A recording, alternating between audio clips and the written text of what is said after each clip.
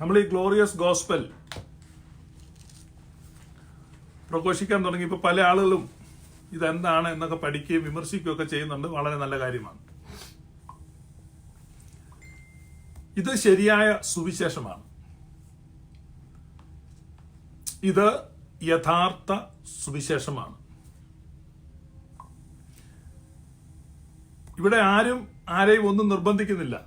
ഇത് സത്യസുവിശേഷമാണ്, കർത്താവായ യേശു ക്രിസ്തുവിന്റെ. സംവാദ ഭൂമികകളിൽ യുക്തിവാദികളും ആയിട്ടും ഒക്കെ ദാവാക്കാരും ഒക്കെ ആയിട്ട് ചർച്ചയ്ക്ക് പോകുന്ന പെന്തക്കോസ്തുകാരും ബ്രദറുകാരും ദയനീയമായി പരാജയപ്പെടുന്ന, പരിഹാസ്യരായിത്തീരുന്ന, ലജ്ജിതരായി ഓടി ഒളിക്കുന്ന കാഴ്ചയാണ് നമ്മൾ കാണുന്നത്. നിങ്ങളും കാണുന്നുണ്ട്. നിങ്ങൾ സമ്മതിക്കത്തില്ലായിരിക്കും തോറ്റുവെന്ന്. യുക്തിവാദികളുടെ ചോദ്യങ്ങൾക്ക് മുമ്പിൽ ഉത്തരവില്ല. ദാവാക്കാരുടെ ചോദ്യങ്ങൾക്ക് മുമ്പിൽ ഉത്തരവില്ല. എന്തിന്? സ്വന്തം കുഞ്ഞുങ്ങളുടെ ചോദ്യത്തിന് മുമ്പിൽ പോലും ഉത്തരവില്ല. സഭയിലെ വിശ്വാസികളുടെ ചോദ്യങ്ങൾക്ക് മുമ്പിൽ ഉത്തരമില്ല. അപ്പൊ ഉത്തരമില്ലാത്ത, യുക്തിസഹമല്ലാത്ത ഒരു ഉപദേശ സംഹിതയെ മുറുകെ പിടിക്കുവാൻ പിന്നെയും അനുയായികളെ നിർബന്ധിക്കുന്ന ഒരു സംഘടന, അത് കാലത്തിന്റെ കുത്തൊഴുക്കിൽ, അത് ചരിത്രത്തിന്റെ ചവറ്റുകൊട്ടയിൽ അവസാനിക്കും. ഇതാണോ ആകാശത്തെയും ഭൂമിയെയും സൃഷ്ടിച്ച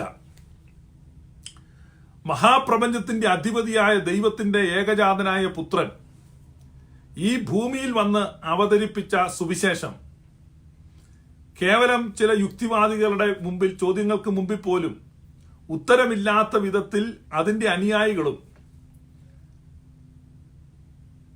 അതിന്റെ പ്രചാരകരും പരുങ്ങുന്ന വിധത്തിൽ അത്ര ബലഹീനവും ദുർബലവും യുക്തിരഹിതവുമാണോ ഈ കർത്താവ് അവതരിപ്പിച്ച സുവിശേഷം? നിങ്ങൾ ചിന്തിക്കുക. പെന്തക്കോസ്തിൽ ചിന്താശക്തി നശിച്ചിട്ടില്ലാത്ത നിങ്ങൾ ചിന്തിക്കുക. നിങ്ങൾ പ്രസംഗിക്കുന്ന സുവിശേഷത്തിൽ എന്ത് യുക്തിയാണുള്ളത്? ഞാൻ പിന്നെയും പറയുന്നു, അത് നാശകരമായ മതഭേദമാണ്. നാശകരമായ മതഭേദം. നമ്മുടെ കർത്താവ് ജീവിച്ചിരുന്നപ്പോ അവനെ വാക്കിൽ കൊടുക്കുവാനോ അവനെ വാക്കിൽ പരാജയപ്പെടുത്തുവാനോ ആർക്കും കഴിഞ്ഞില്ല. നമ്മുടെ കർത്താവിന്റെ സ്ലീഹ പൗലൂസ് സഞ്ചരിച്ചെടുത്ത് അവർക്ക് അവനെ വാക്കിൽ കൊടുക്കുവാൻ കഴിഞ്ഞില്ല. ഈ ലോകത്തിലെ താർക്കികന്മാർക്കോ തത്വജ്ഞാനികൾക്കോ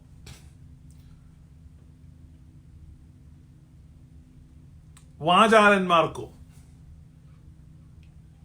ഞങ്ങളുടെ സുവിശേഷം അത് വാക്കുകളുടെ പ്രാഭവം കൊണ്ടുവന്നതല്ല. പൗലോസ് പറയുകയാണ്. അപ്പൊ ആ സുവിശേഷം ഹൃദയത്തിലെ ചിന്തകളെയും ഭാവങ്ങളെയും വിവേചിക്കുന്ന സുവിശേഷമാണ്. എല്ലാ മനുഷ്യർക്കും സന്തോഷം നൽകുന്ന, സമാധാനം നൽകുന്ന, സ്വാതന്ത്ര്യം നൽകുന്ന, സാർവത്രികവും സമഗ്രവുമായ സുവിശേഷ പദ്ധതിയാണ് ദൈവത്തിന്റെ പുത്രൻ അവതരിപ്പിച്ചത്, അവന്റെ അപ്പോസ്തലന്മാർ ഏറ്റെടുത്തത്, അവന്റെ സഭ കൈക്കൊണ്ടത്. ആ സുവിശേഷം കലർപ്പില്ലാതെ നിർമ്മലമായ വിധത്തിൽ, സത്യസന്ധമായ രീതിയിൽ, മായം ചേർക്കാതെ, സുതാര്യമായ വിധത്തിൽ, ലളിതമായ വിധത്തിൽ അവതരിപ്പിക്കുന്നതിന്റെ പേരാണ് ഗ്ലോറിയസ് ഗോസ്പൽ അഥവാ മഹത്വകരമായ സുവിശേഷം. മഹത്വകരമായ സുവിശേഷം വിശ്വസിക്കുന്നതിന് ഫീസില്ല. നിങ്ങൾ ഒരു മതം മാറേണ്ട ആവശ്യമില്ല. നിങ്ങൾക്ക് ആർക്ക് വേണമെങ്കിലും വിശ്വസിക്കാം. നിങ്ങളുടെ യുക്തി കൊണ്ട് പരിശോധിക്കുക. നിങ്ങൾ തിരുവെഴുത്തുകളെ പരിശോധിക്കുക. തിരുവെഴുത്തുകൾ ഈ സുവിശേഷത്തിന് ആമേൻ പറയും. നിങ്ങളുടെ യുക്തി ഈ സുവിശേഷത്തിന് ഓക്കെ പറയും. ചരിത്രം ഈ സുവിശേഷത്തിന് സാക്ഷ്യത്തിന്റെ കയ്യൊപ്പ് നൽകും. This is glorious gospel. Welcome you all to another episode of glorious gospel. നമ്മൾ ദൈവത്തിന്റെ രക്ഷയെക്കുറിച്ച് പഠിക്കുമ്പോൾ രക്ഷിക്കപ്പെട്ടു അല്ലെങ്കിൽ ദൈവമക്കളായി എന്നൊക്കെയുള്ള സംജ്ഞകൾ നമ്മൾ ഉപയോഗിക്കാറുണ്ട്. അപ്പം അതിന് ബൈബിളിൽ 3 പ്രധാനപ്പെട്ട പ്രയോഗങ്ങൾ നടത്തുന്നു പുതിയ നിയമത്തിൽ. ആ 3 പ്രയോഗങ്ങളെ കുറിച്ചാണ് നമ്മൾ ചിന്തിക്കുന്നത്. അതിൽ ഒന്നാമത്തെ പ്രയോഗം ജനനം എന്നുള്ളതാണ്. ജനനം എന്നുള്ളതാണ്. ഇന്നലെ രാത്രി നമ്മുടെ ഫേസ്ബുക്ക് പേജിൽ ഒരു പയ്യൻ എഴുതി, എനിക്ക് വിശന്നാൽ ഞാൻ ഭക്ഷിക്കണം, എൻ്റെ അപ്പൻ ഭക്ഷിച്ചിട്ട് കാര്യമില്ല. ഒരു യുക്തി കൊണ്ടുവരികയാണ്. ആ യുക്തി അവനവനിസം എന്ന ചിന്തയിൽ നിന്ന് ഉണ്ടാകുന്ന യുക്തിയാണ്. ഒരു ഗർഭസ്ഥ ശിശുവിന് വിശന്നാൽ ആ ശിശുവിന് ഭക്ഷിപ്പാൻ കഴിയുകയില്ല. ആ ശിശുവിന്റെ അമ്മ ഭക്ഷിച്ചെങ്കിലേ ആ ശിശുവിന് ഭക്ഷണം കിട്ടത്തുള്ളൂ. യുക്തിയുടെ ചിന്തകളുടെ തലങ്ങൾ മാറുകയാണ്. അപ്പൊ ഈ സ്വതന്ത്രമാകുകയാണ്, ഡിറ്റാച്ച് ചെയ്യുകയാണ്. ഓരോ ഹ്യൂമൻ ബീയിങ്ങും ഓരോ ഇൻഡിപെൻഡന്റ് യൂണിറ്റ് ആണ് എന്ന ഒരു ചിന്തയാണ്. Human beings are not independent units, they are interdependent. പരസ്പരം ബന്ധിക്കപ്പെട്ടിരിക്കുകയാണ്. മനുഷ്യൻ ഏകനായിരിക്കുന്നത് നന്നല്ല. മനുഷ്യൻ ഏകനായിരിക്കുന്നത് നന്നല്ല. He must be connected. He must be connected to someone. അപ്പൊ ഇനീഷ്യലി ഒരു വുമണുമായിട്ടൊരു സ്ത്രീയുമായിട്ടാണ് കണക്ഷൻ, പിന്നെ മക്കൾ വരുന്നു, മക്കളുമായിട്ടാണ് കണക്ഷൻ, ഫാമിലി ആകുന്നു, ഫാമിലി എക്സ്റ്റൻഡഡ് ഫാമിലി ആകുന്നു, കണക്ഷൻ. അതാണ് ദൈവത്തിന്റെ പർപ്പസ്, അതാണ് ദൈവത്തിന്റെ ഉദ്ദേശം. ആ ദൈവിക ഉദ്ദേശത്തിന് എതിരാണ് സാത്താന്റെ ഉദ്ദേശം. സാത്താൻ ഡിറ്റാച്ച് ചെയ്യുകയാണ്, ഓരോരുത്തരെയും ഭിന്നിപ്പിക്കുകയാണ്, ഓരോരുത്തരെയും ഇൻഡിവിജ്വൽ ആക്കുകയാണ്. അപ്പൊ ഇൻഡിവിജ്വലിസമാണ്. അപ്പൊ പെന്റക്കോസ്റ്റൽ തിയോളജിയുടെ അടിസ്ഥാനം ഇൻഡിവിജ്വലിസമാണ്. അത് ദൈവികമല്ല, അത് ദൈവികമല്ല. ദൈവം എപ്പോഴും മനുഷ്യനെ കാണുമ്പോൾ നിങ്ങൾ ഇരുവരും ഇനി രണ്ടല്ല ഒന്നത്രേ, മേലാൽ നിങ്ങൾ രണ്ടല്ല ഒന്നത്രേ. അപ്പൊ അതുകൊണ്ട് ദൈവം കവനന്റുകൾ വെച്ചപ്പോൾ ആ കവനന്റുകൾ ഫാമിലിക്ക് മുഴുവനായിട്ടാണ് വെച്ചത്. അതുകൊണ്ടാണ് അബ്രഹാമിനോട് പറഞ്ഞത് പുരുഷ പ്രജ പരിച്ഛേദനയാക്കണം. അപ്പൊ സ്ത്രീകൾ എന്താണ്? സ്ത്രീകൾ അതിൽ അണ്ടർസ്റ്റുഡ് ആണ്. കാരണം നിങ്ങൾ വെവ്വേറെ കാണുന്നില്ല. I can see her through you. എനിക്ക് അവളെ നിന്നിലൂടെ കാണാൻ പറ്റും. നിങ്ങളുടെ സ്ത്രീജനങ്ങളെ എനിക്ക് നിങ്ങളിലൂടെ കാണാൻ പറ്റും. അതുകൊണ്ട് ഓരോരുത്തർക്കും പരിച്ഛേദന എന്ന നിലയ്ക്ക് സ്ത്രീകൾക്കൊരു പരിച്ഛേദനയുടെ ആവശ്യമില്ല. കുടുംബത്തിന്റെ രക്ഷയ്ക്കായി നോഹ ഒരു പെട്ടകമുണ്ടാക്കി. അപ്പൊ പെട്ടകം എന്തിനാണ്? പെട്ടകം കുടുംബത്തിന്റെ രക്ഷയ്ക്കാണ്. ആ പെട്ടകം സ്നാനത്തിനൊരു മുൻകുറി. അപ്പോസ്തലനായ പത്രോസ് പറയാ, 1 പത്രോസ് 3:21. അപ്പൊ നോഹ പെട്ടകമുണ്ടാക്കിയത് കുടുംബത്തിന്റെ രക്ഷയ്ക്കാണ്. ആ പെട്ടകം സ്നാനത്തിനൊരു മുൻകുറി. കർത്താവായ യേശുവിൽ വിശ്വസിച്ചാൽ നീയും നിന്റെ കുടുംബവും രക്ഷ പ്രാപിക്കും. കർത്താവായ യേശുവിൽ വിശ്വസിക്കുന്ന ഏവനും രക്ഷ പ്രാപിക്കും എന്ന് പൗലൂസ് അങ്ങനെയല്ല, ഓരോരുത്തരും രക്ഷ പ്രാപിച്ച് ഓരോരുത്തരും നോ, ഏവനും രക്ഷ പ്രാപിക്കുന്ന വാക്യമുണ്ട്. ബട്ട് ആ വിശ്വസിക്കുന്നവന്റെ കുടുംബം ആ കൂടെ രക്ഷ പ്രാപിക്കും. അബ്രഹാം വിശ്വസിച്ചു, അതവന് നീതിയായി കണക്കിട്ടു. അപ്പോൾ പറയാണ്, നിന്റെ വീട്ടിലുള്ള സകല പുരുഷ പ്രജയും, 8 ദിവസത്തിന് മുകളിൽ പ്രായമുള്ള സകല പുരുഷ പ്രജയും പരിച്ഛേദനയാക്കണം. ജനിക്കുന്ന കുഞ്ഞുങ്ങൾ 8-ാം ദിനം പരിച്ഛേദനയാക്കണം. ഇത് ദൈവത്തിന്റെ കൽപ്പനയാണ്. കാരണം രക്ഷ കുടുംബത്തിനാണ്. അപ്പൊ individual confession of faith God didn't require it. അപ്പൊ ദൈവം വ്യക്തിപരമായ വിശ്വാസത്തിന്റെ ഏറ്റുപറച്ചിൽ ആവശ്യപ്പെടുന്നില്ല അവിടെ. കാരണം വിശ്വാസത്താലുള്ള നീതീകരണമാണ് അബ്രഹാമിന് ലഭിച്ചത്. റോമാലേഖനവും ഗലാത്യ ലേഖനവും നിങ്ങൾ വായിക്കുക. റോമാലേഖനവും ഗലാത്യ ലേഖനവും വായിക്കുമ്പോൾ അബ്രഹാം വിശ്വാസത്താൽ നീതീകരിക്കപ്പെട്ടു. ആ നീതീകരിക്കപ്പെട്ടതിന്റെ അടയാളം പരിച്ഛേദന. ഈ വിശ്വാസം വ്യക്തിപരമായി ഏറ്റുപറയാത്ത കൊച്ചു കുഞ്ഞുങ്ങൾക്കും കൂടെ കൊടുക്കുവാൻ ദൈവം കൽപ്പിച്ചു. ദാസന്മാർക്ക് കൊടുക്കുവാൻ കൽപ്പിച്ചു. നിന്റെ വീട്ടിൽ ജനിച്ച ദാസന്മാരായാലും വിലയ്ക്ക് വാങ്ങിയ ദാസന്മാരായാലും അന്യജാതിക്കാരായ ദാസന്മാരായാലും അവൻ നിന്റെ ഹൗസ് ഹോൾഡിനോട് കണക്ട് ചെയ്യപ്പെട്ടിട്ടുണ്ടെങ്കിൽ അവന് ഈ അടയാളം ഇരിക്കട്ടെ. കാരണം അവൻ ഇതിൽ രക്ഷിക്കപ്പെട്ടിരിക്കുന്നു, ഇതിനാൽ സംരക്ഷിക്കപ്പെട്ടിരിക്കുന്നു. അപ്പൊ ദൈവം എപ്പോഴും ഫാമിലിയെയാണ് കാണുന്നത്. ആ ഫാമിലിക്കകത്ത് ആരുൾപ്പെടുന്നു? മക്കൾ ഉൾപ്പെടുന്നു, ദാസന്മാരും ദാസിമാരും ഉൾപ്പെടുന്നു. Extended family. ഇതാണ് അതിന്റെ ഒരു പശ്ചാത്തലം. ദൈവം എപ്പോഴും അങ്ങനെ ഓരോരുത്തരെയും അവനവനിസത്തിൽ, ഇൻഡിവിജ്വലിസത്തിൽ, ഓരോ യൂണിറ്റ് ആയിട്ട് ഒരു വ്യക്തിയെ കാണുന്നില്ല. നിന്റെ സഹോദരൻ എവിടെ? ദൈവം മനുഷ്യനോട് ചോദിക്കുന്ന പ്രധാന ചോദ്യമാണ്. ആദ്യം ചോദിക്കുന്ന ചോദ്യം, ആദമേ നീ എവിടെ? രണ്ടാമത് ചോദിക്കുന്ന ചോദ്യം, നിന്റെ സഹോദരൻ എവിടെ? കായീൻ പെന്തക്കോസ്തുകാരനായിരുന്നു. കായീൻ ചോദിച്ചു, എന്റെ സഹോദരന്റെ കാവൽക്കാരനാണോ ഞാൻ? Why should I bother about him?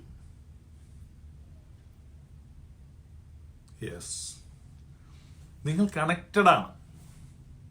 ഒരു ഫാമിലി ദൈവം കാണുമ്പോൾ അത് കണക്റ്റഡ് ആണ്. അപ്പൊ ഇൻഡിവിജ്വലിസത്തിന്റെ പിതാവ് കായീനാണ്.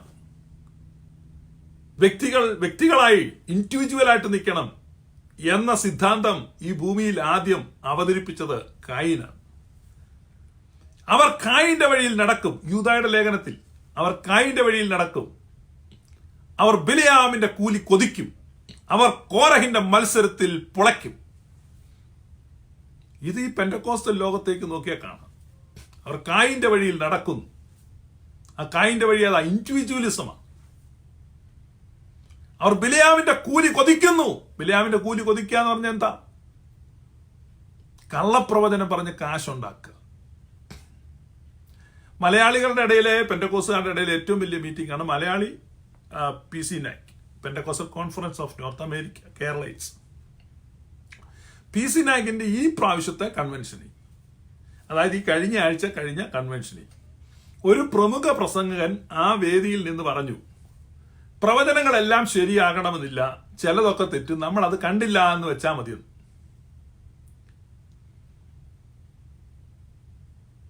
How does it sound? Is that good? നിങ്ങൾക്ക് ഇഷ്ടപ്പെട്ടോ? ടേപ്പൊക്കെ യൂട്യൂബിലുണ്ട്, നിങ്ങൾ പോയി കണ്ടുപിടിക്കുക. ആളെ ഒന്നും ഞാൻ പറയത്തില്ല, സ്ഥലം പറഞ്ഞു. ഒരു ഹോംവർക്ക് ഇരിക്കട്ടെ, നിങ്ങൾ പോയി നോക്ക്. അപ്പൊ പറയാം, പ്രവചനം തെറ്റിയാലും കുഴപ്പമില്ല. ദൈവം അങ്ങനെയാണോ പ്രവചനത്തെ കാണുന്നത്? ഇത് തന്നെയാണോ എല്ലാ പെന്തക്കോസ്തുകാരുടെ അഭിപ്രായം? ഇത് തന്നെയാണെന്ന് എനിക്കറിയാം. കാരണം ഞാൻ 4 നൂറ്റാണ്ട് അതിനകത്ത് നിന്നിട്ട് എനിക്കറിയാം. പ്രവചനം തെറ്റുന്ന കണ്ടപ്പോൾ ആദ്യകാലങ്ങളിൽ എനിക്ക് വലിയ ഷോക്കായിരുന്നു. ഒരാൾ വന്ന് പരിശുദ്ധാത്മാവ് ഇങ്ങനെ പറയുന്നു, അങ്ങനെ പറയുന്നു, ഇതെല്ലാം കേട്ട് എല്ലാവരും കൈയടിക്കുന്നു, അതൊന്നും നടക്കുന്നില്ല. അപ്പൊ ഞാൻ പറയുന്നത് അതൊക്കെ അങ്ങനെ പറയുന്നുള്ളൂ, അതൊന്നും നമ്മൾ വലിയ കാര്യം കൊടുക്കണം. ഇത് നമുക്കൊരു രസം, അവർക്കൊരു രസം, പിന്നെ ആകെപ്പാടെ ഒരു രസം. പിന്നെ ആർക്കാ വിഷമം? പരിശുദ്ധാത്മാവിന്. കാരണം പരിശുദ്ധാത്മാവിന്റെ പേരിൽ ദൂഷണം പറയുകയാണ്. Nothing doing. പരിശുദ്ധാത്മാവ് പറയുന്നു എന്ന് പറഞ്ഞ് പറയുക, ഒന്നും നടക്കുന്നില്ല. നടക്കുക എന്ന് പറയുന്നവനും അറിയാം, കേൾക്കുന്നവനും അറിയാം. പിന്നെ ഒരു രസം, പണ്ടൊരു ഭാഗവതർ വന്നിങ്ങനെ ഒരു കീർത്തന ആലപിച്ചപ്പോൾ രാജാവ് പറഞ്ഞു, 100 പൂവരാഹൻ ഇവന് കൊടുക്കുക, ഞാൻ കൽപ്പിക്കുന്നു. അപ്പൊ പുള്ളി കുറെ കൂടെ മെച്ചമായ രാഗത്തിൽ ഒരെണ്ണം കൂടെ അങ്ങോട്ട് അലക്കി. അപ്പൊ രാജാവ് പറഞ്ഞു 200 പൂവരാഹൻ അവന് കൊടുക്കാം. പുള്ളി അടുത്ത കീർത്തനം പാടി. എന്നാൽ രാജാവ് പറഞ്ഞു 300 വരാഹൻ കൊടുക്കും. അടുത്ത കീർത്തനം പാടിയപ്പോൾ രാജാവ് പറഞ്ഞു, ഓ ബലേബേഷ്, എല്ലാവരും കൈയടിച്ചു. രാജാവ് പറഞ്ഞു 500 വരാഹൻ കൊടുക്കും. കുറെ കഴിഞ്ഞ പുള്ളി ഭയങ്കര ഒരു പാട്ട് ഉച്ചസ്ഥായിയിൽ പാടി ശ്വാസമൊക്കെ നിലച്ചു പോകുന്ന രീതിയിലുള്ള ഒരെണ്ണം അങ്ങോട്ട് പാടി കഴിഞ്ഞു. രാജാവ് എല്ലാവരും എഴുന്നേറ്റ് കഴിഞ്ഞു. രാജാവ് പറഞ്ഞു 1000 വരാഹൻ. അത് കഴിഞ്ഞ് പിന്നെ സദസ്സ് പിരിഞ്ഞു. ഊണും ഭക്ഷണമൊക്കെ കഴിഞ്ഞ് പിറ്റേ ദിവസം അദ്ദേഹം യാത്ര പോവാണ് ഭാഗവതർ. അപ്പൊ ഇയാൾക്ക് പൈസ കിട്ടിയില്ല. അപ്പൊ ഇയാള് ചെന്ന് ഖജനാവി ചെന്ന് ചോദിച്ചോ, പറഞ്ഞു ഓർഡർ ഒന്നും വന്നിട്ടില്ല. അപ്പൊ ഇയാള് രാജാവിന്റെ അടുത്ത് എന്നിട്ട് പറഞ്ഞു, മുഖം കാണിച്ചു. രാജാവ് എന്നാ വിഷയം? അപ്പൊ പറഞ്ഞു, ഇങ്ങനെ ആ പൈസ കിട്ടില്ല. ഏത് പൈസ? അല്ല, 1000 പൂവരാഹൻ. ഏത് 1000 പൂവരാഹൻ? അല്ല, ഇന്നലെ പറഞ്ഞല്ലോ 1000 പൂവരാഹൻ. അത്രേ ഉള്ളൂ. അത് ഭാഗവതര് പാട്ട് പാടി ഭാഗവതരുടെ വാഗുണ്ട് ഞങ്ങളെ സന്തോഷിപ്പിച്ചപ്പം ഞാനൊരു പ്രോമിസ് തന്ന എന്റെ വാഗുണ്ട് ഞാൻ ഭാഗവതരെ സന്തോഷിപ്പിച്ചു. ഭാഗവതരുടെ പാട്ട് കേട്ടപ്പം എനിക്ക് അന്നേരം ഒരു സന്തോഷം ഉണ്ടായി, ഞങ്ങളുടെ സദസ്യർക്ക് ഒരു സന്തോഷം ഉണ്ടായി. അപ്പൊ എന്റെ ഈ വാഗ്ദാനം കേട്ടപ്പോൾ ഭാഗവതർക്ക് സന്തോഷം ഉണ്ടായില്ലേ? ഭാഗവതർ പറഞ്ഞുണ്ടായിരുന്നു. അത്രേ ഉള്ളൂ. ഇപ്പൊ സമസമം. കാരണം നിങ്ങളൊരു ശബ്ദം കേൾപ്പിച്ചു, ഞങ്ങൾക്കൊരു സന്തോഷം ഉണ്ടായി. ഞാനും ഒരു ശബ്ദം കേൾപ്പിച്ചു, നിങ്ങൾക്കൊരു സന്തോഷം. പക്ഷെ ഇവിടെ അങ്ങനെയല്ല. ഇവിടെ കള്ളപ്രവചനം പറഞ്ഞിട്ട് കാശുമായിട്ടാ പോകുന്നത്, ശബ്ദം കേട്ടിട്ടല്ല. ഇപ്പൊ പ്രവചനങ്ങളൊക്കെ കേൾക്കുമ്പോ നിനക്ക് വലിയ അനുഗ്രഹം ഉണ്ടാകുമെന്ന് പറയുമ്പോൾ പ്രവാചകനോട് പറയണം, അനുഗ്രഹം വരുമ്പോ ഞാൻ അങ്ങോട്ട് എത്തിക്കാന്ന് പറയണം. അപ്പൊ ഇതാണ് ഈ പ്രവചനം.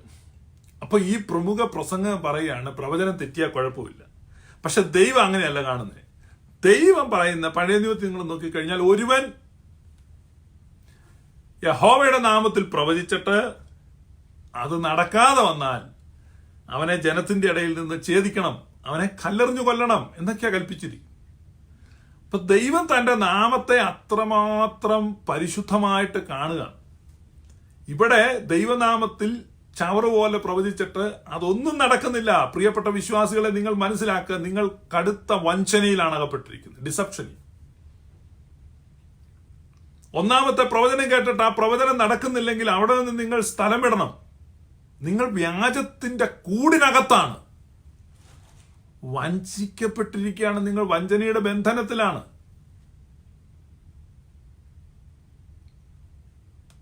ഇതിന് അങ്ങനെയല്ല എന്ന് പറയാൻ ആരെങ്കിലും ഉണ്ടെങ്കിൽ ഇവിടെ ഒന്ന് ജോയിൻ ചെയ്യാം, അല്ലെ കമന്റുകൾ എഴുതാം. ഇതല്ലേ വാസ്തവത്തിൽ നടക്കുന്നത്. എന്നിട്ടിപ്പോ അതിനെ ഗ്ലോറിഫൈ ചെയ്യാം. അപ്പൊ അത്തരത്തിലാണ് ഞാൻ പറഞ്ഞത് കാര്യങ്ങൾ പോയിക്കൊണ്ടിരിക്കുന്നത്. ഇവരിതിനെപ്പറ്റി ഗൗരവമായിട്ട് എടുക്കുന്നില്ല. അതാണ് ബിലയാമിന്റെ കൂലി കൊതിക്കുന്നവർ, കായിന്റെ വഴിയെ സഞ്ചരിക്കുന്നവർ, കോരഹിന്റെ മത്സരത്തിൽ പെടുന്നവർ. കോരഹിന്റെ മത്സരം എന്ന് പറഞ്ഞാൽ നമുക്കറിയാമല്ലോ, അധികാരത്തിന് വേണ്ടിയുള്ള മത്സരം. ഈ കോരഹിന്റെ മത്സരം പെന്തക്കോസിലാ. എന്താണ് കോരഹിന്റെ മത്സരം? പെന്തക്കോസ്തുകാരെ കേൾക്കുന്നുണ്ടല്ലോ. ഇപ്പൊ കത്തോലിക്ക തിരുസഭയിലെ പരിശുദ്ധ മാർപ്പാപ്പ, അത് വലിയൊരു സ്ഥാനമാണ്. ലോകത്തിൽ തന്നെ വളരെ വലിയൊരു സ്ഥാനമാണ്. കഴിഞ്ഞ ആഴ്ച മാർപ്പാപ്പ ദുബായിലൊക്കെ വന്നപ്പോൾ നമ്മൾ കണ്ട സ്വീകരണമൊക്കെ. അപ്പൊ ആരും ആഗ്രഹിക്കുന്ന അത്ര വലിയ പദവിയാണ്.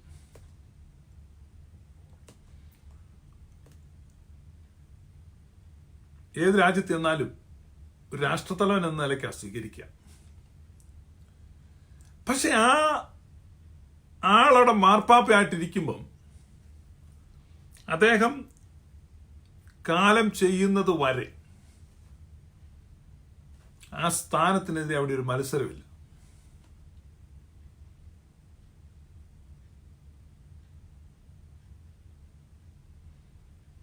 നിങ്ങള് പരിശുദ്ധ പാത്രീർക്കീസ് ബാവായുടെയോ കാത്തോലിക്ക ബാവായുടെയോ കർദിനാളിന്റെയോ ഒക്കെ പൊസിഷൻസിലേക്ക് നോക്ക്, അവിടെ മത്സരമില്ല. പക്ഷെ മോശയെ ദൈവം അധികാരിയാക്കി. മോശയ്ക്ക് ദൈവത്താൽ കിട്ടിയ അധികാരമാണ്. ആ അധികാരത്തിനെതിരെ കോരഹ് മത്സരിച്ചു.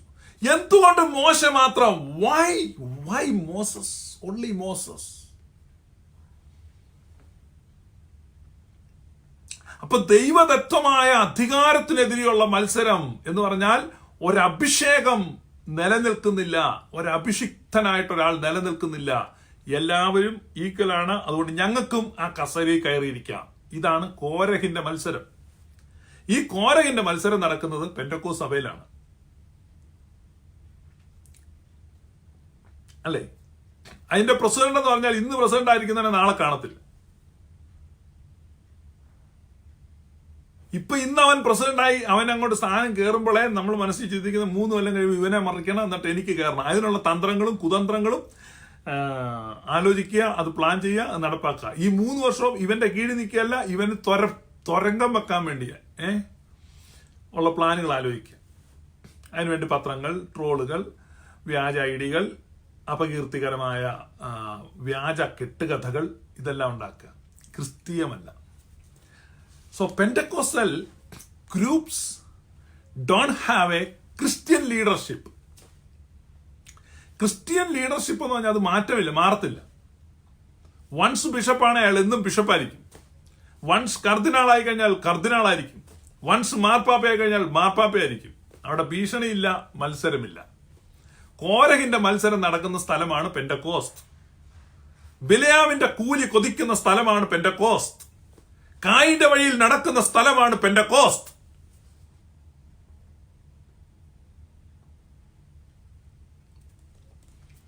അപ്പോ മലയാളി പെന്തക്കോസ്റ്റൽ വേൾഡിൽ നിന്ന് എന്നെ ശ്രദ്ധിക്കുന്ന നിങ്ങൾ മനസ്സിലാക്കണം, ഇത് കേവലം വൈകാരികമോ വൈരാഗ്യമോ അല്ല. അങ്ങനെയുള്ള ആരോപണമൊക്കെ എനിക്കെതിരെ ഉണ്ട്. ഇതൊരു വൈകാരിക തലത്തിൽ പറയുന്നതാണ്, പിന്നെ വൈരാഗ്യം കൊണ്ട് പറയുന്നതാണ്. എനിക്കൊരു വൈരാഗ്യമില്ല, യാഥാർത്ഥ്യമാണ്.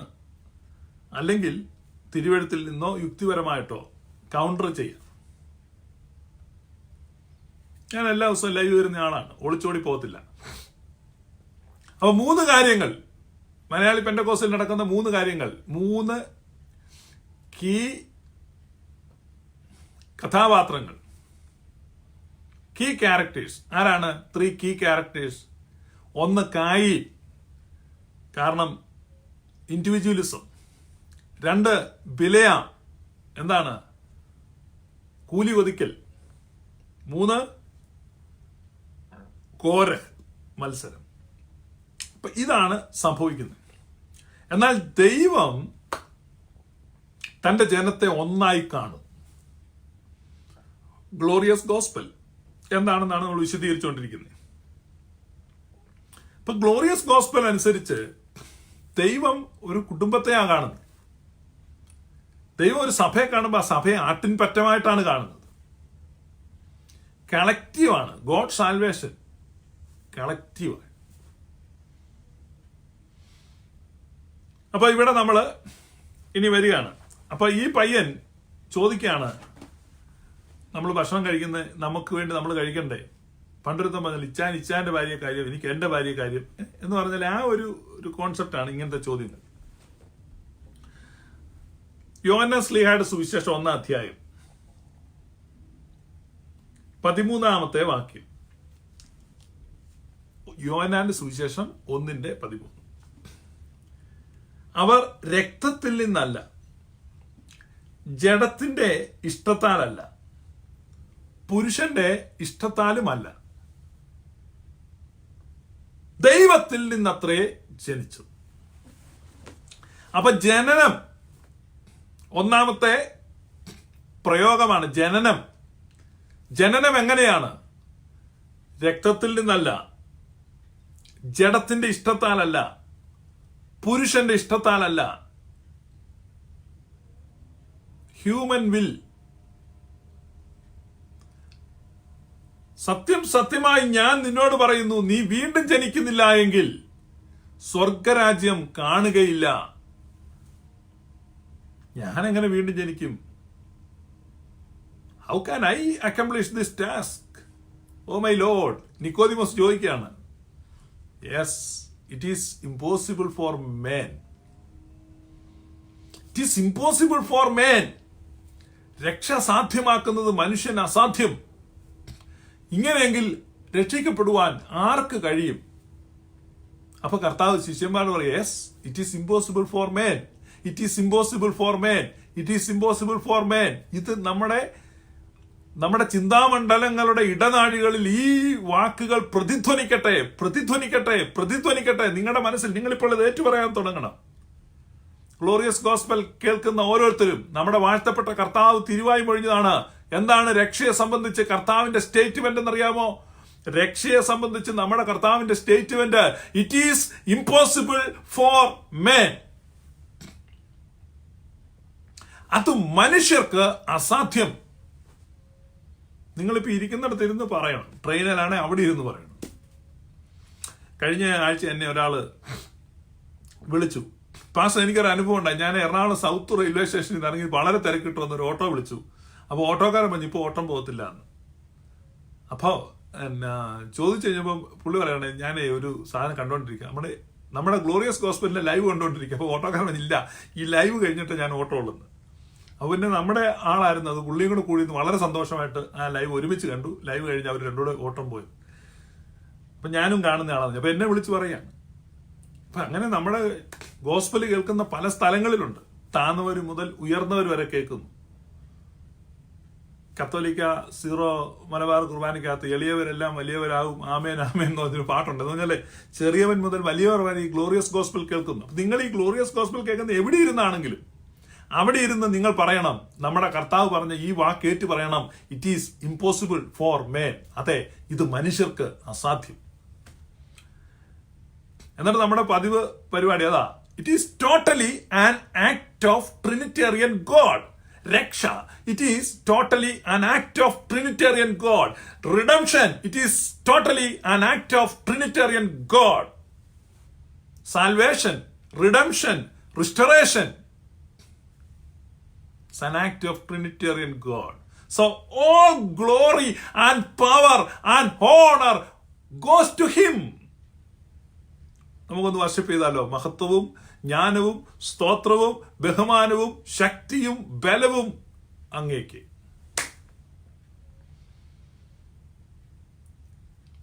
ഇത് പുരുഷന്റെ ഇഷ്ടത്താലല്ല. It is not human will, it is divine will. It is not human choice. It is divine choice. It is not human effort. It is divine effort. It is not human plan.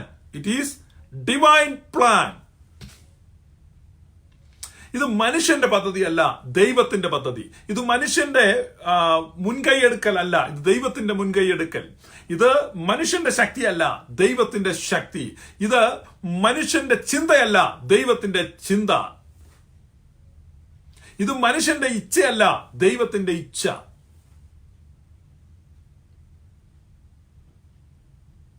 അപ്പൊ ഇവിടെ യോഹന്നാൻ പറയാണ്, അവർ രക്തത്തിൽ നിന്നല്ല, ജഡത്തിന്റെ ഇഷ്ടത്താലല്ല, പുരുഷന്റെ ഇഷ്ടത്താലുമല്ല, ദൈവത്തിൽ നിന്നത്രേ ജനിച്ചത്. ദൈവം തന്നെ കാരണഭൂതൻ. ദൈവം തന്നെ കാരണഭൂതൻ. പെന്തക്കോസ്ത് പ്രതിനിധിയായ ബഹുമാന്യ പാസ്റ്റർ അനിൽ കൊടുത്തോട്ടമായി നടത്തിയ സംവാദത്തിൽ ആ അനിൽ കൊടുത്തോട്ടത്തിന്റെ ക്ലോസിംഗ് സ്റ്റേറ്റ്മെന്റ്, അതായത് ഏറ്റവും അവസാനം പറയുന്ന സ്റ്റേറ്റ്മെന്റ് ശ്രദ്ധിച്ചാൽ അദ്ദേഹം അവിടെ പറയുന്നുണ്ട്, നമ്മളാണ് കാരണഭൂതൻ എന്ന്. അതിന് തൊട്ടുമുമ്പ് ഞാൻ പല പ്രാവശ്യം ആ സംവാദത്തിൽ പറഞ്ഞു ദൈവമാണ് കാരണഭൂതൻ. പക്ഷെ ക്ലോസ് ചെയ്യുമ്പോൾ അദ്ദേഹം പറയുന്നത്, ഞങ്ങൾ വിശ്വസിക്കുന്നു നമ്മൾ തന്നെയാണ് കാരണഭൂതൻ. നിങ്ങളത് എല്ലായിടത്തും കിടപ്പുണ്ടല്ലോ, വെച്ച് നോക്കുക. നമ്മളാണ് കാരണഭൂതൻ. അതാണ് പെന്റക്കോസ്റ്റൽ അണ്ടർസ്റ്റാൻഡിംഗ്. ദൈവ കൃപയ്ക്ക് ഒരു ഓൺ ഓഫ് സ്വിച്ച് ഉണ്ട്. ദൈവത്തിന്റെ രക്ഷയ്ക്ക് ഒരു ഓൺ ഓഫ് സ്വിച്ച് ഉണ്ട്. അത് നമ്മുടെ കയ്യിലുണ്ട് എന്നാ പറയുന്നത്. ഇപ്പൊ ജനനം, നിങ്ങൾ എങ്ങനെയാ ജനിച്ചത്? നിങ്ങൾ ജനിച്ചത് നിങ്ങളുടെ ഐഡിയയാണോ? നിങ്ങളുടെ ഐഡിയയിലാണോ നിങ്ങൾ ജനിച്ചത്?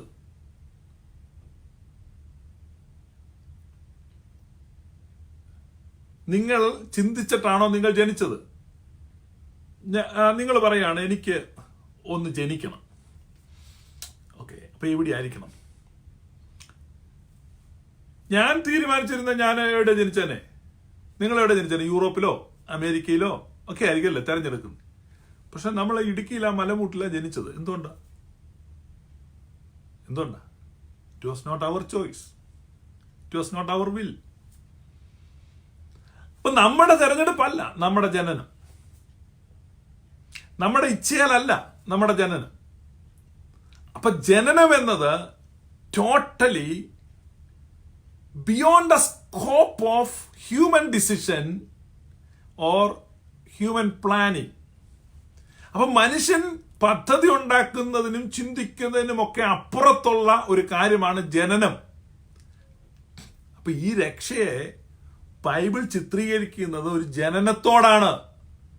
ആ ജനനം നമ്മുടെ ഇഷ്ടപ്രകാരം നമുക്ക് ഇഷ്ടപ്പെടുമ്പോൾ ജനിക്കാൻ പറ്റുമെന്നുള്ള ഹെരസിയാണ് ഇ.എസ്. തോമസും അനിൽ കൊടിത്തോട്ടവും അടക്കമുള്ള ബ്രദറൻകാരും പെന്റക്കോസ്തുകാരും പറയുന്നത്. അത് രണ്ട് ഗ്രൂപ്പിൽ നിന്ന് ഓരോ കീ ഫിഗേഴ്സിനെ ഞാൻ എടുത്തതേ ഉള്ളൂ. നമ്മുടെ പരിചയത്തിലുള്ള, എനിക്ക് വലിയ ആളുകളെന്ന് അറിയത്തില്ല, ഇവരെയൊക്കെ അറിയത്തുള്ളൂ. അപ്പൊ പെന്റക്കോസ്റ്റിൽ നിന്ന് ഞാൻ അനിൽ കൊടിത്തോട്ടത്തെ, ബ്രദറിൽ ഇ.എസ്. തോമസിനെ എടുത്തുന്നേ ഉള്ളൂ. ഇ.എസ്. തോമസ് പറയുന്നുണ്ട് എന്റെ ഉപദേശം പാസീവാന്നോ ഏതാണ്ടൊക്കെ അദ്ദേഹം പറയുന്നുണ്ട്. ഒരു പാവ മനുഷ്യനാണ്, നല്ല മനുഷ്യനാണ്, അതേപ്പറ്റി സംസാരിക്കണം. അദ്ദേഹത്തിന്റെ ലൈവിൽ ജോയിൻ ചെയ്യാം, നോ പ്രോബ്ലം. ഇന്ന് വേണമെന്നില്ല, ഇഷ്ടമുള്ളപ്പോൾ. കാണുന്ന ബ്രദറൻകാർ അദ്ദേഹത്തോട് പറയുക, നമ്മുടെ ഉപദേശത്തെ രക്ഷിക്കൂ രക്ഷിക്കൂ ഇ.എസ്. തോമസ്.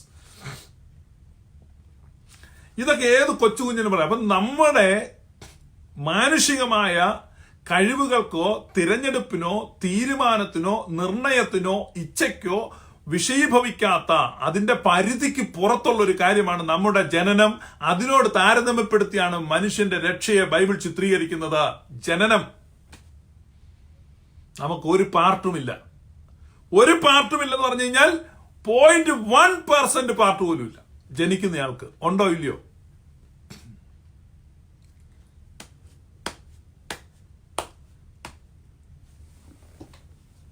ഉണ്ടോ? 0.1% എങ്കിലും പാർട്ടുണ്ടോ നമ്മൾ ഈ ജനിക്കുന്നയാൾക്ക്?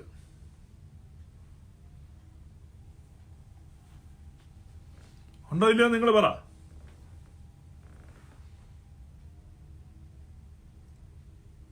നമുക്കൊരു ശാലം പാട്ട് കേൾക്കാം അല്ലേ? ബോറടിക്കുന്നുണ്ട്.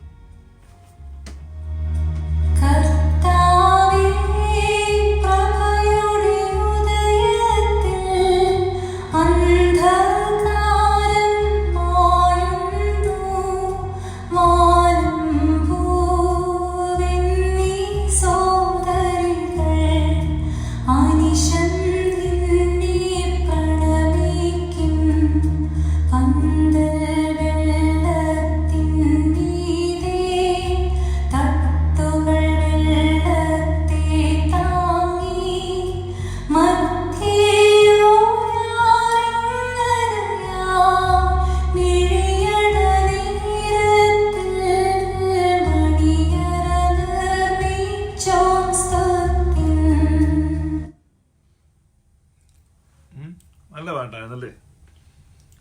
നമുക്ക് ആ പാട്ട് പാടി അയച്ചു തന്നത് ഈ സിസ്റ്ററാണ്.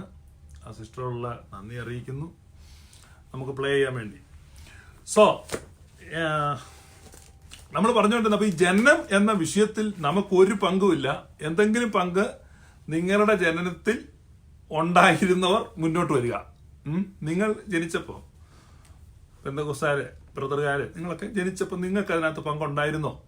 ചിന്തിക്കാൻ തുടങ്ങുക. അതിനകത്ത് ഉൾപ്പെട്ടിരിക്കുന്ന ചിന്താശക്തി മരവിച്ചിട്ടില്ലാത്ത എല്ലാവരെയും ഞാൻ സ്വാഗതം ചെയ്യുന്നു. ദയവായി ചിന്തിക്കുക, നമ്മുടെ ജനനത്തിൽ നമുക്ക് എന്താണ് പങ്ക്?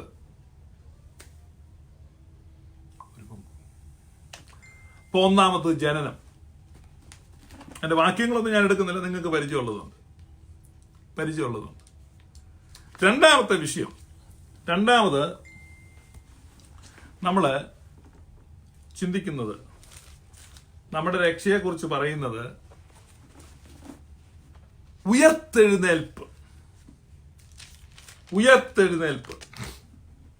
എഫേസ്യ ലേഖനം 2-ാം അധ്യായം 1-ാം വാക്യം, അതിക്രമങ്ങളാലും പാപങ്ങളാലും മരിച്ചവരായിരുന്ന നിങ്ങളെയും അവൻ ഉയർപ്പിച്ചു. അതിക്രമങ്ങളാലും പാപങ്ങളാലും മരിച്ചവരായിരുന്ന നിങ്ങളെയും അവൻ ഉയർപ്പിച്ചു. കമോൺ, മരിച്ചു കിടക്കുന്ന ഒരാൾ, അയാളെ ഉയർപ്പിക്കാൻ പോവാ. എന്താണ് ആ മരിച്ചു കിടക്കുന്നയാളുടെ പങ്ക്?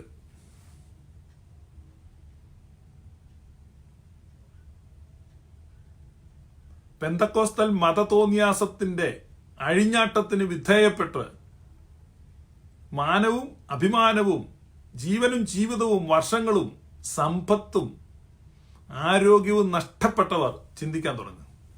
നിങ്ങളെ അവർ വഞ്ചിക്കുകയായിരുന്നു. You are cheated.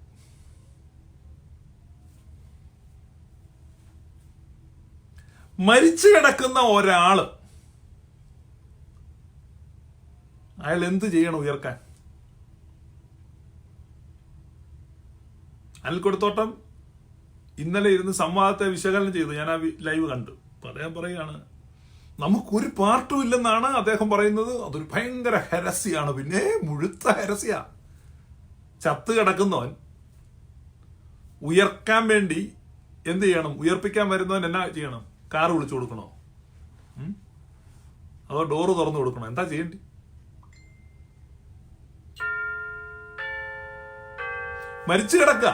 മരിച്ചു കിടക്കുന്ന ഒരാളെ ഉയർപ്പിക്കാൻ പോവാ. ഇനി നിങ്ങൾ പറയൂ, ഉയർപ്പിക്കുന്ന ആളുടെ ആക്ട് 100% അയാളുടെ പക്ഷത്തു നിന്നുള്ള പ്രവൃത്തിയാണോ, അതോ 90% അദ്ദേഹത്തിന്റെ 10% നമ്മുടേതുമാണോ? അപ്പൊ ബൈബിൾ പറയുന്നു, ഒന്നാമത് ജനനം. ആ ജനനത്തിൽ ജനിക്കുന്നയാൾക്ക് 0% പാർട്ടേ ഉള്ളൂ. ഒരു മഹത്വവും എടുക്കാൻ പറ്റത്തില്ല.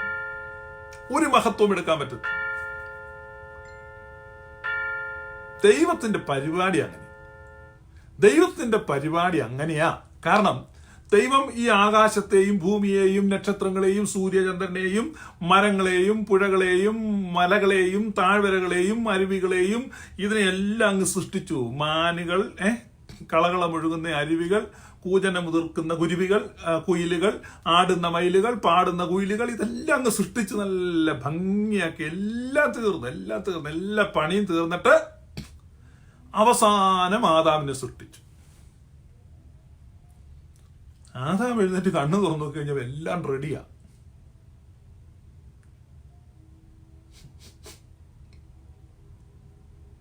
ആദാമിനെ സൃഷ്ടിച്ചു കഴിഞ്ഞ് എന്തെങ്കിലും ഒന്ന് സൃഷ്ടിച്ചിരുന്ന ആദാം പറഞ്ഞാൽ അത് ഞാനാ ഉണ്ടാക്കിയത്. മനസ്സിലായോ? അപ്പം ഒന്നും അവന് ക്ലെയിം ചെയ്യാനില്ല.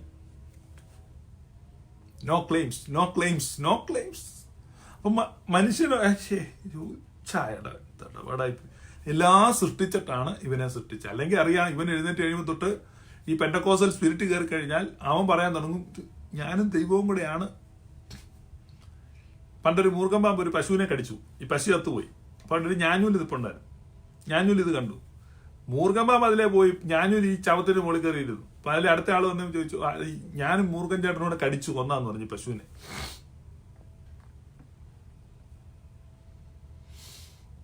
അതാണ് ഇവരുടെ സോറ്റീരിയോളജി, ഇവരുടെ രക്ഷാശാസ്ത്രം എന്ന് പറഞ്ഞാൽ അതാണ്. ഞാനും മൂർഖൻ ചേട്ടനോടെ ഒരു പശുവിനെ കടിച്ചു കൊന്നിട്ടുണ്ട്. അപ്പൊ ദൈവം സകലതും സൃഷ്ടിച്ചിട്ടാണ് മനുഷ്യനെ സൃഷ്ടിച്ചത്. കാരണം മരിച്ചു കിടക്കുന്ന ഇവനെ ഉയർപ്പിക്കാൻ വരിക. ഇവൻ അതിനകത്തൊരു പങ്കൊക്കെ എടുക്കണമെന്നുണ്ട്. ഈ ഉയർപ്പിക്കാൻ വരുന്നതിന്റെ കൂടെ ഒന്നൊരു സെൽഫി എടുക്കണമെന്നൊക്കെ പ്ലാൻ ഉണ്ട്. പക്ഷെ ചത്ത് കിടക്കില്ലേ? ഇനി നിങ്ങൾ പറ, ചത്ത് കിടക്കുന്ന ഒരാളെ ഉയർപ്പിച്ചാൽ ആ ഉയർപ്പിക്കപ്പെട്ടവന് അതിനകത്ത് എന്തെങ്കിലും പാർട്ടുണ്ടോ? ഉണ്ടോ? മഹത്വവും ജ്ഞാനവും സ്തോത്രവും ബഹുമാനം ശക്തിയും ബലവും എന്നേശുവിന്. അല്ലേ? എല്ലാ മഹത്വവും, എല്ലാ പുകഴ്ചയും, എല്ലാ ബഹുമാനവും, എല്ലാ സ്തോത്രവും, എല്ലാ ആരാധനയും ദൈവത്തിനാണ്. God sent his son to redeem the world, to restore the whole universe. മുഴു പ്രപഞ്ചത്തെയും റിസ്റ്റോർ ചെയ്യുവാൻ ദൈവം തന്റെ പുത്രനെ അയച്ചു. മുഴു ലോകത്തെയും റിസ്റ്റോർ ചെയ്യുവാൻ ദൈവം തന്റെ പുത്രനെ അയച്ചു. ദൈവം തന്റെ പുത്രനെ അയച്ചു. പരിശുദ്ധാത്മാവ് ആ പുത്രനെ ശക്തിപ്പെടുത്തി. പിതാവും പുത്രനും പരിശുദ്ധാത്മാവുമായ ത്രിയേക ദൈവം ഈ മുഴുപ്രപഞ്ചത്തിന്റെയും വീണ്ടെടുപ്പിനെ സാധിച്ചു. അതിനെ പുനഃസ്ഥാപിക്കുന്ന പ്രക്രിയയിലേക്ക് ഈ പ്രപഞ്ചം അതിവേഗം സഞ്ചരിച്ചുകൊണ്ടിരിക്കുന്നു. ഭോഷനായ മനുഷ്യ, അതിൽ നിനക്കെന്താണ് പങ്കുള്ളത്? അത് അറിയിക്കുന്നതാണ് സുവിശേഷം. അത് അറിഞ്ഞു കഴിഞ്ഞാൽ ആ സ്നേഹത്തോട്, ആ കാരുണ്യത്തോട്, ആ ശക്തിയോട് പ്രതികരിക്കുന്ന പ്രതികരണ ജീവിതമാണ് സഭാ ജീവിതം. അതാണ് ക്രിസ്തീയ ജീവിതം. It is just A human response. അതുകൊണ്ടാണ് ശിശുക്കളെ മാമോദിസ മുക്കുന്നത്.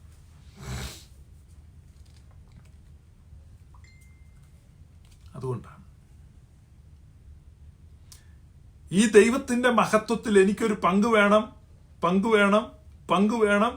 എന്നുള്ള ആ മത്സരത്തിന്റെ, കോരഹിന്റെ മത്സരത്തിന്റെ അംശം അകത്ത് നിൽക്കുന്നത് കൊണ്ടാണ് ഞാൻ അങ്ങനെ മാമോദിസ എന്റെ കൊച്ചിനെ മുഖത്ത്, അവൻ മുതിർന്നു കഴിഞ്ഞ് അവൻ തന്നെ ഒന്ന് ഏറ്റുപറഞ്ഞ് അവൻ ഇതിനകത്തൊരു അവകാശവും ഒരു പാർട്ടും അവനും കൂടെ ചേർന്നാണ് ഇത് സംഘടിപ്പിച്ചിരിക്കുന്നത് എന്നുള്ള ധാർഷ്ട്യം അവന്റെ ഉള്ളിൽ കൊടുത്ത് ആ കായിന്റെ വിത്ത് ഇവന്റെ അകത്ത് ഞാൻ പാകി സാത്താന് വിളയാടുവാനുള്ള അവസരം ഞാൻ ഒഴിവാക്കും എന്നുള്ള മത്സരമാണ്. മറിച്ചിവിടെ യാക്കോബായക്കാരൻ അവന്റെ കുഞ്ഞുണ്ടാകുമ്പോ 56-ാമത്തെ ദിവസം ആ കുഞ്ഞിനെ കൊണ്ട് മാമോദിസ മുക്കുമ്പം എന്റെ കർത്താവേ, എല്ലാ സ്തുതിയും എല്ലാ മഹത്വവും എല്ലാ ആരാധനയും എല്ലാ പൂഴ്ചയും അങ്ങേക്കാകുന്നു. ഈ കുഞ്ഞ് അങ്ങയുടെ ദാനമാകുന്നു. ഈ കുഞ്ഞിന്റെ രക്ഷയും ഈ കുഞ്ഞിന്റെ ജീവനും ഈ കുഞ്ഞിന്റെ ജീവിതവും ഈ കുഞ്ഞിന്റെ ഭാവിയും അങ്ങയുടെ കരങ്ങളിലാകുന്നു. കണ്ടോ, അവന്റെ ഹൃദയം പറയുക. ഇനി നിങ്ങൾ പറ, വിച്ച് വൺ സൗണ്ട്സ് ഗുഡ്? ഏതാ നല്ലത്?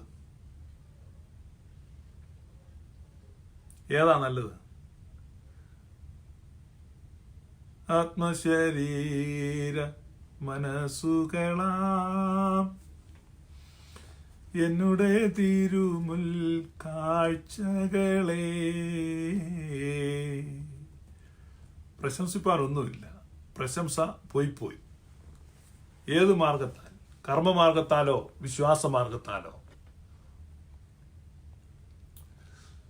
ഞാൻ കമന്റുകൾ വല്ലതും ഉണ്ടോ എന്ന് നോക്ക് കേട്ടോ, ഒരു സെക്കൻഡ് ക്ഷമിക്കണേ. താതസുദാശ്വാസ പ്രധനേ അൻപോടു കൈക്കൊണ്ടിടണമേ എന്നെ തന്നെ സന്നിധിയിൽ കാഴ്ചയാണ് പാനും നാഥ, എന്നെ നിനക്കു സുഗന്ധമതായി അർപ്പിപ്പാൻ കൃപ ചെയ്യുക.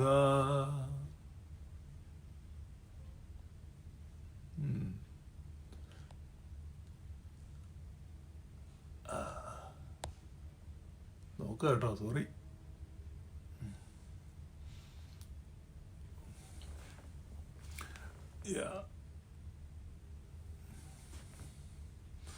അപ്പോൾ നമ്മൾ പറഞ്ഞുകൊണ്ടിരുന്നത് രണ്ട് കാര്യം പറഞ്ഞു.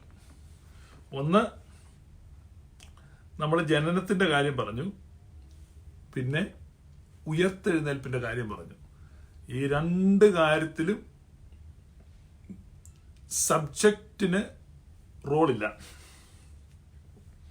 Okay, we are the subject of that born again experience. We have no part in it. We have no say in it. നമുക്കൊരു അഭിപ്രായം പോലും പറയാൻ പറ്റത്തില്ല. നമുക്ക് ഒരു അഭിപ്രായം പറയാൻ പറ്റുമായിരുന്നെങ്കിൽ ബക്കിംഗ്ഹാം പാലസിൽ ജനിച്ചാൽ മതിയായിരുന്നു, അല്ലെ വിൻസർ കാസിൽ ജനിച്ചാൽ മതിയായിരുന്നു എന്നൊക്കെ നമ്മൾ തീരുമാനിച്ചേനെ, അല്ലേ? തെയിംസ് നദിക്കരയിലെ ഒരു കൊട്ടാരത്തിൽ ജനിച്ചാൽ മതിയായിരുന്നു. പക്ഷേ മീനച്ചിലാറിന്റെ കരയ്ക്കൊരു കുടില്ല ജനിച്ചത്. കാരണം നമുക്ക് പങ്കില്ല, നമ്മൾക്ക് തീരുമാനിക്കാൻ പറ്റത്തില്ല. അപ്പൊ ജനനവുമായിട്ടാണ് കമ്പയർ ചെയ്തത്. പിന്നെ ഉയർത്തെഴുന്നേൽപ്പ്. പിന്നെ നമുക്ക് അടുത്ത ഒരു ചിന്തയും കൂടെ ഉണ്ട്. 3 ചിന്തയാണ്. അത് എഫേസ് ലേഖനം 1-ാം അധ്യായം 5-ാം വാക്യം. എഫേസ് ലേഖനം 1-ാം അധ്യായം 5-ാം വാക്യം. തിരുഹിതത്തിന്റെ പ്രസാദപ്രകാരം യേശുക്രിസ്തു മുഖാന്തരം നമ്മെ ദത്തെടുക്കേണ്ടതിന്.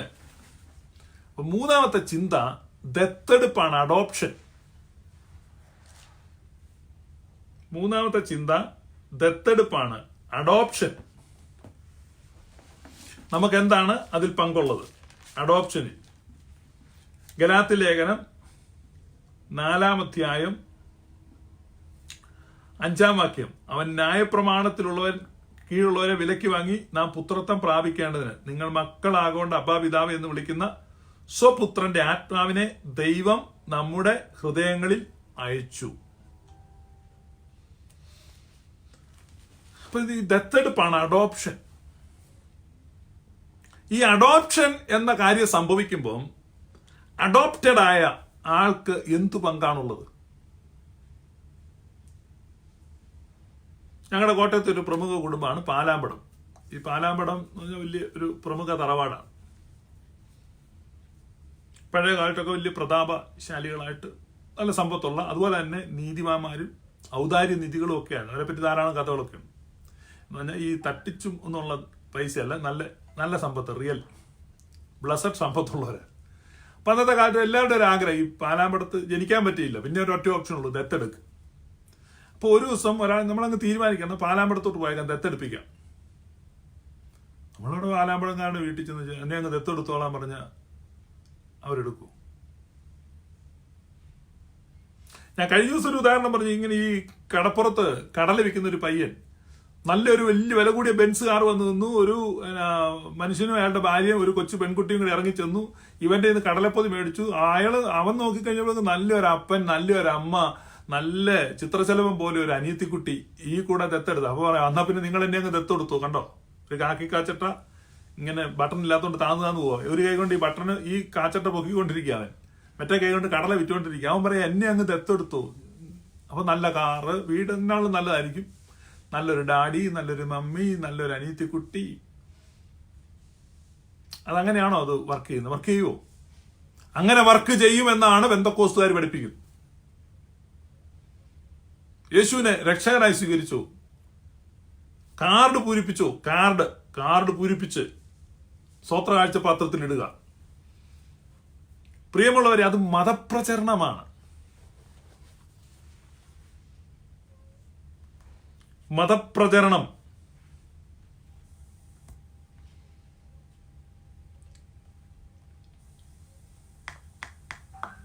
മതപ്രചരണമാണ്. യേശുക്രിസ്തു അതിനുണ്ട്, നിങ്ങൾ കടലും കരയും ചുറ്റി സഞ്ചരിച്ച് ഒരുത്തനെ നിങ്ങളുടെ മതത്തിൽ ചേർക്കുന്നു, പിന്നത്തേതിൽ അവനെ നിങ്ങളെക്കാൾ ഇരട്ടിച്ച നരകയോഗ്യരാക്കി തീർക്കുന്നു. മതപ്രചരണത്തെ യേശു നഖശികാന്തം എതിർത്തതാണ്. സോ ഗ്ലോറിയസ് ഗോസ്പലും അതിനെ എതിർക്കുന്നു. ബിക്കോസ് യേശു അതിനെ എതിർത്തു. That's it. ചുണയുണ്ടെ നീ കൗണ്ടറുമായിട്ട് വാ. Glorious gospel is very much rooted in the sayings of Jesus Christ, teachings of Jesus Christ. യേശു ക്രിസ്തു പഠിപ്പിച്ചതിലാണ് ഈ സുവിശേഷം നിൽക്കുന്നത്.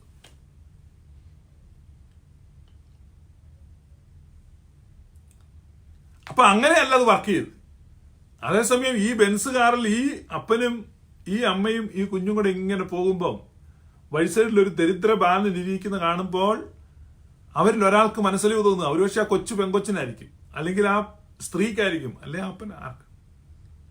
അയ്യോ, ആ കുഞ്ഞിരിക്കുന്നുണ്ടോ, എനിക്ക് സഹതാപം തോന്നുന്നു. I feel പിറ്റി. എനിക്ക് ആ കുഞ്ഞിനോടൊരു കരുണ തോന്നുന്നു. അപ്പോ അങ്ങനെയാണെങ്കിൽ നമുക്ക് എന്ത് ചെയ്യാം? നമുക്കതിനെ ദത്തെടുക്കാം. കണ്ടോ, തീരുമാനം എവിടുന്നാ വരുന്നേ? അപ്പൊ നമ്മുടെ പാർട്ട് എന്നതാ? നമ്മുടെ പാർട്ട് എന്താണ്? We have no part in it. നമ്മൾ ദത്തെടുക്കപ്പെടുകയാണ്. അപ്പൊ ദത്തെടുക്കപ്പെടുന്നതിൽ നമുക്ക് പങ്കില്ല. നമ്മളെ ദത്തെടുക്കുന്ന ആൾക്ക് ഇഷ്ടപ്പെടുക. നിങ്ങൾ എന്നെ അല്ല തെരഞ്ഞെടുത്തത്. യേശു കർത്താവ് യോഹന്നാന്റെ സുവിശേഷം 15 പറയുന്നത്, നിങ്ങൾ എന്നെ അല്ല തെരഞ്ഞെടുത്തത്, ഞാൻ നിങ്ങളെയാണ് തെരഞ്ഞെടുത്തത്. It is an act of God. It is not human initiation.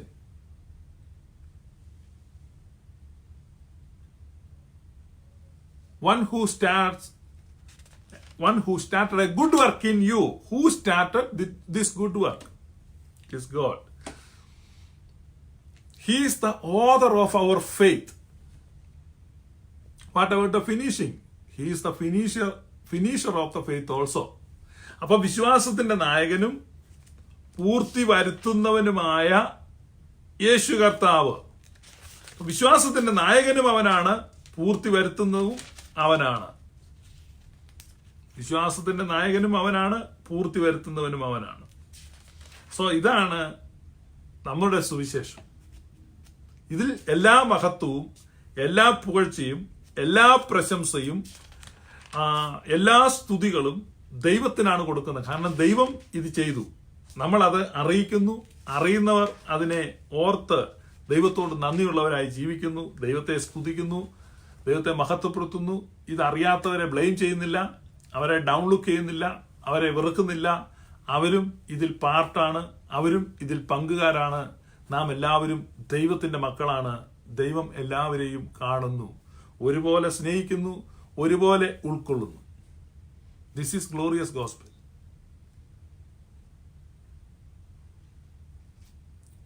അപ്പൊ നമ്മളെല്ലാവരെയും ഉൾക്കൊള്ളുന്ന സുവിശേഷം. ഇത് ബിബ്ലിക്കൽ അല്ല, മനസ്സിലായോ? ഇത് ബിബ്ലിക്കൽ അല്ലെന്നാണ് അവരവകാശപ്പെടുന്നത്. ഇത് ബിബ്ലിക്കൽ ആണ്, മോസ്റ്റ് ബിബ്ലിക്കൽ ഡോക്ട്രിനാണ്. പൗലോസ് അപ്പോസ്തലൻ തിമോത്തിയോസിന് എഴുതുമ്പോൾ പറയാണ്, സകല മനുഷ്യരും രക്ഷ പ്രാപിക്കുവാൻ ഇച്ഛിക്കുന്നു.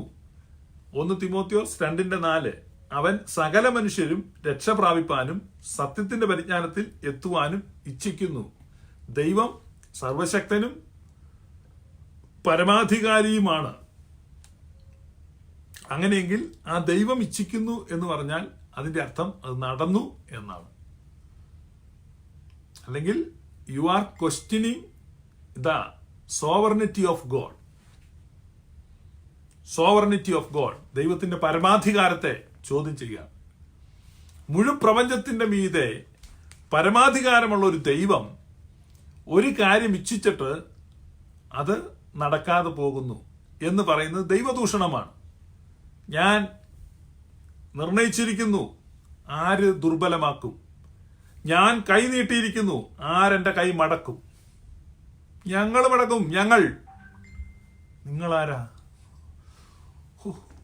ഞങ്ങൾ കേരളത്തിലുള്ള കുറെ പെന്തക്കോസ്തുകാരാണ്. ദൈവത്തിന്റെ നിർണയങ്ങളെ ദുർബലപ്പെടുത്തുവാനും ദൈവം നീട്ടിയ തിരുക്കരങ്ങളെ മടക്കുവാനും തനിക്ക് അധികാരമുണ്ടെന്ന് അഹന്തയോടെ പ്രഖ്യാപിക്കുകയാണ്. ലൈവൊക്കെ നടത്തുക. നല്ലതാ. പോസ്റ്റർ ഒട്ടിച്ചുകൊണ്ടിരുന്നവൻ ഒരു ഉൾവിളി ഉണ്ടായി, പാസ്റ്ററായി. അവനിപ്പോ ലൈവ് ചെയ്യുകയാണ്. നല്ലതാ മോനെ, നീ കുറെ കൂടെ ചെയ്യുക. ദൈവത്തിനെതിരായിട്ടാണ് ചെയ്യുന്നത്. അപ്പൊ ദൈവം ആഗ്രഹിക്കുന്നു. ഏത് ദൈവമാണ്? ഞങ്ങൾ ഗ്ലോറിയസ് ഗോസ്പൽ വിശ്വസിക്കുന്നവരുടെ ദൈവം സർവശക്തനാണ്, പരമാധികാരിയാണ്. He is almighty and sovereign. So we believe in a sovereign god, we believe in an almighty god. ഞങ്ങൾ സർവശക്തനായ ദൈവത്തിൽ വിശ്വസിക്കുന്നു, ഞങ്ങൾ പരമാധികാരമുള്ള ദൈവത്തിൽ വിശ്വസിക്കുന്നു. ഞങ്ങളുടെ ദൈവം, അതായത് മുഴുവൻ പ്രപഞ്ചത്തിന്റെയും പരമാധികാരിയായ ദൈവം, ആത്മാക്കളുടെ അധ്യക്ഷനായ ദൈവം, ആ ദൈവം ഇച്ഛിക്കുന്നത് സകല മനുഷ്യരും രക്ഷ പ്രാപിക്കാൻ. That's it. പണ്ട് ഈ നെപ്പോളിയന് ഒരു കുതിര ഉണ്ടായിരുന്നു. അപ്പൊ ഈ കുതിര ഓടിപ്പോയി. അപ്പൊ ഒരു പട്ടാളക്കാരൻ ആ കുതിരയുടെ പുറകെ ഓടിപ്പോയി. അതിനെ പിടിച്ച് നെപ്പോളിയന്റെ കൈ കൊണ്ട് കൊടുത്തു. അപ്പൊ നെപ്പോളിയൻ ആ കുതിര ആ പടയാളിയുടെ നേറ്റ് വാങ്ങിയിട്ട് പറഞ്ഞു, താങ്ക് യു ക്യാപ്റ്റൻ എന്ന് പറഞ്ഞു. ഒരു സംശയവും കൂടാതെ ഇവൻ സാധാ പട്ടാളക്കാരൻ. ഇവൻ നേരെ പട്ടാളക്കാരുടെ യൂണിഫോം കൊടുക്കുന്ന സ്ഥലത്തോട്ട് ചെന്നിട്ട് ക്യാപ്റ്റന്റെ യൂണിഫോം മേടിച്ചു. തരാൻ പറഞ്ഞത് ക്യാപ്റ്റന്റെ യൂണിഫോം കൊടുത്തു. പുള്ളി ക്യാപ്റ്റന്റെ യൂണിഫോം ഇട്ടു. നേരെ ഭക്ഷണശാലയിൽ ചെന്ന് ക്യാപ്റ്റൻ റാങ്കിലുള്ളവർ ഭക്ഷണം കഴിക്കുന്ന ആ സെക്ഷനിൽ കയറിയിരുന്ന് ഭക്ഷണവും കഴിച്ചു. അപ്പൊ കൂടെയുള്ളവർ ചോദിച്ചു, ഇതെങ്ങനെ ഇത് പറ്റി? ചക്രവർത്തി പറഞ്ഞു കേട്ടില്ലേ? അത് പറഞ്ഞെന്നല്ലേ ഉള്ളു. നോ ഹേയ്, അങ്ങനെയല്ലല്ലോ. അത് വേർഡ് ആരുടേതാണ്? അത് എന്നെയാണ് ഉദ്ദേശിച്ചത്, എന്നെ തന്നെയാണ് ഉദ്ദേശിച്ചത്. അത് വാസ്തവമായി നീ അങ്ങനെ ഉദ്ദേശിച്ചായിരുന്നോ എന്നൊക്കെ അവിടെ നിന്ന് ചോദിച്ചിരുന്ന ചിലപ്പോൾ ഇവന്റെ തല പോയനെ. സകല മനുഷ്യരും രക്ഷ പ്രാപിപ്പാൻ നമ്മുടെ ദൈവം ഇച്ഛിക്കുന്നു എന്ന് വചനം വായിക്കുമ്പം ആ ദൈവത്തെ അറിയാവുന്ന ഓരോ മക്കളും പറയും ആമേൻ. അപ്പൊ അതിനകത്ത് ഡൗട്ട് നോക്കിയിട്ട് വേറെ വാക്യം തപ്പിപ്പോകുന്നത് ആരാണ്? ദൈവത്തെ വിശ്വാസമില്ല. വേറെ വാക്യം വല്ലതും ഉണ്ടോ, അപ്പുറം വേറെ വല്ലതും ഉണ്ടോ? നമുക്കിതിനെ എങ്ങനെ കോൺട്രഡിക്റ്റ്, എങ്ങനെ അവിടെ ഒന്ന് മറിച്ച് പൊട്ടിച്ച് കളയുന്നത്, എങ്ങനെ ഈ വാക്യത്തെ തകർക്കാൻ പറ്റും? അങ്ങനെയൊക്കെ ചിന്തിക്കുന്നവരും പരിശോധിക്കുന്നവരും പരിശ്രമിക്കുന്നവരും ഒക്കെ ഉണ്ടെന്ന് ഞങ്ങൾക്കറിയാം. സോ സകല മനുഷ്യരും രക്ഷ പ്രാപിപ്പാൻ ഞങ്ങളുടെ ദൈവം ഇച്ഛിച്ചാൽ അത് നടന്നിരിക്കും. അതിനെ ദുർബലപ്പെടുത്താൻ നിങ്ങൾക്കാർക്ക് സാധിക്കത്തില്ല. So we believe in that God. പിന്നെ ഓരോരുത്തരും ദൈവമാണ്. ഞാൻ ദൈവമാണ്. ഇതൊക്കെ ആരാണ്? ഞാൻ ദൈവമാണ്. നിങ്ങൾ ഈ ഗ്ലോറിയസ് ഗോസ്പൽ കേൾക്കുന്നവരെല്ലാം ദൈവങ്ങളാണ്. അത്രയും അവന് മനസ്സിലായല്ലോ. 100%. അത് തന്നെയാണ് ഞങ്ങൾ വിശ്വസിക്കുന്നത്. അത് തന്നെയാണ് ദൈവത്തിന്റെ തിരുവെഴുത്ത് പറയുന്നത്. അതാണ് യേശു കർത്താവ് പറഞ്ഞത്. ഈ യോഹന്നാന്റെ സുവിശേഷം 10-ാം അധ്യായം നല്ലപോലെ ഈ എണ്ണമെല്ലാം തലയെ വെച്ചിട്ട് നല്ല തണുത്ത വെള്ളത്തിൽ കുളിച്ച് റെഡിയാക്കിയിട്ട് മുഴുത്ത് കണ്ണാടിയൊക്കെ പിടിപ്പിച്ചിട്ട് ഒന്ന് വായിച്ചു നോക്കുക. സാധാരണ ഇതിലൊന്നും വായിച്ചിട്ട് ഗ്രഹിക്കുന്നില്ല. സോ ഞങ്ങൾ അതുകൊണ്ടാണ് ഞങ്ങളുടെ തീം സോങ് പാടുകയാണ് ഗ്ലോറിയസ് ഗോസ്പലിന്റെ. നമ്മൾ കേൾക്കുക.